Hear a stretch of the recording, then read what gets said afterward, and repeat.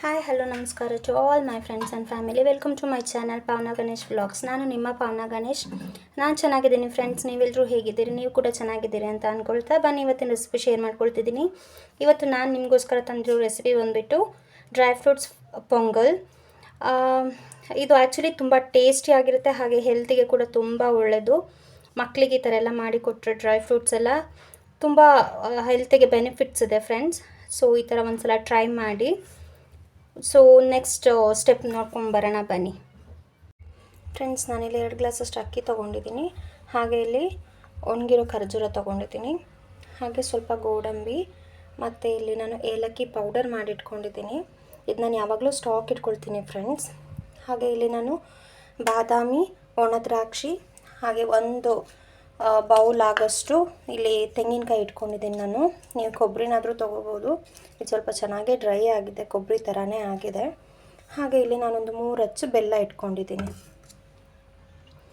So ಬನ್ನಿ ಮುಂದಿನ step ನೋಡೋಣ ಹೇಗೆ ಮಾಡೋದು ಅಂತ. ಫ್ರೆಂಡ್ಸ್, ಇವಾಗ ನಾನು ಒಂದು ಕುಕ್ಕರಲ್ಲಿ ಅಕ್ಕಿ ತೊಳೆದಿಟ್ಕೊಂಡಿದ್ದೀನಿ.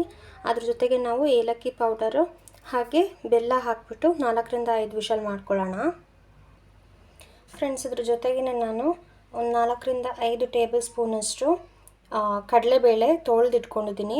ಈ ಅಕ್ಕಿ ಜೊತೆಗೇ ಬೆಲ್ಲ, ಕಡಲೆಬೇಳೆ ಹಾಗೆ ಏಲಕ್ಕಿ ಪೌಡರ್ ಹಾಕ್ಕೊಂಡು ನಾವು ಚೆನ್ನಾಗಿ 4ರಿಂದ 5 ವಿಷಲ್ ಚೆನ್ನಾಗಿ ಬೇಯಬೇಕು. ರೈಸ್ ಇದು ಬಂದ್ಬಿಟ್ಟು ಅಕ್ಕಿ ತುಂಬ ಚೆನ್ನಾಗಿ ಬೇಯಬೇಕು. ಎಷ್ಟು ಅಕ್ಕಿ ಬೇಯುತ್ತೆ ಅಷ್ಟು ಟೇಸ್ಟ್ ಇರುತ್ತೆ ಫ್ರೆಂಡ್ಸ್.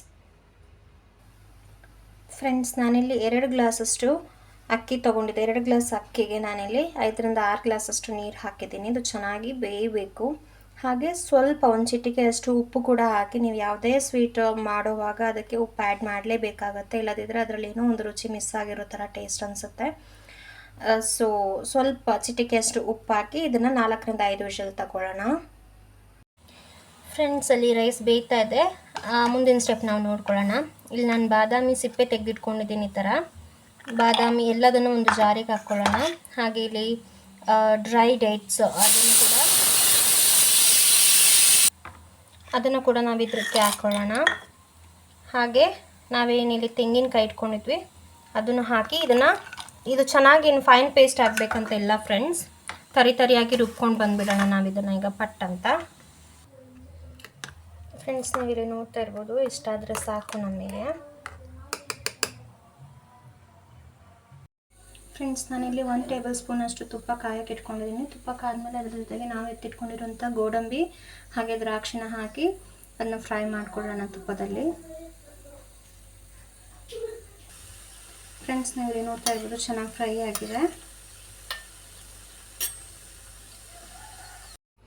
ಫ್ರೆಂಡ್ಸ್, ಇಲ್ಲಿ ನಮ್ಮ ಪೊಂಗಲಿಗೆ ಬೇಕಾಗಿರೋಂಥ ರೈಸ್ ರೆಡಿ ಆಗಿದೆ.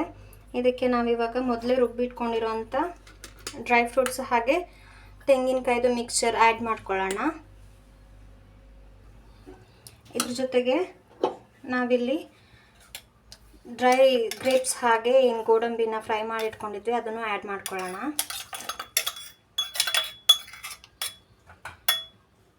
ನಿಮ್ಗೆ ಇನ್ನೂ ಬೇಕಂದರೆ 1 ಸ್ಪೂನಷ್ಟು ತುಪ್ಪ ಆ್ಯಡ್ ಮಾಡ್ಕೋಬೋದು ಫ್ರೆಂಡ್ಸ್. ನಾನಿಲ್ಲಿ ಫ್ರೈ ಮಾಡ್ಕೊಳ್ಳಿಕ್ಕೇ ತುಪ್ಪ ಸ್ವಲ್ಪ ಜಾಸ್ತಿನೇ ಹಾಕ್ಕೊಂಡಿದ್ದೆ. ನೀವು ನೋಡ್ತಾ ಇರ್ಬೋದು, ನನಗಿಷ್ಟು ತುಪ್ಪ ಸಾಕಾಗುತ್ತೆ. ಇದನ್ನ ಚೆನ್ನಾಗಿ ಮಿಕ್ಸ್ ಮಾಡಿ ಕ್ಯಾಪ್ ಇದ್ರದ್ದು ಕುಕ್ಕರ್ ಲಿಡ್ ಕ್ಲೋಸ್ ಮಾಡಿ ಒಂದು 5 ನಿಮಿಷದವರೆಗೆ ಬಿಡೋಣ. ಫ್ರೆಂಡ್ಸ್, ನೀವಿಲ್ಲಿ ನೋಡ್ತಾ ಇರ್ಬೋದು ನಮ್ಮ ಪೊಂಗಲ್ ರೆಡಿ ಆಗಿದೆ. ಯಾರಿಗೆಲ್ಲ ರೆಸಿಪಿ ಇಷ್ಟ ಆಯಿತು ಲೈಕ್ ಮಾಡಿ, ಶೇರ್ ಮಾಡಿ, ಕಾಮೆಂಟ್ ಮಾಡಿ. ಹಾಗೆ ಯಾರೆಲ್ಲ ಸಬ್ಸ್ಕ್ರೈಬ್ ಮಾಡಿಲ್ಲ ಸಬ್ಸ್ಕ್ರೈಬ್ ಮಾಡಿ. ಹಾಗೆ ಟ್ರೈ ಮಾಡಿ ಹೇಗಿತ್ತು ಅಂತ ರೆಸಿಪಿ ಹೇಳಿ. Thank you friends. Bye. Next ವಿಡಿಯೋದಲ್ಲಿ ಸಿಗೋಣ.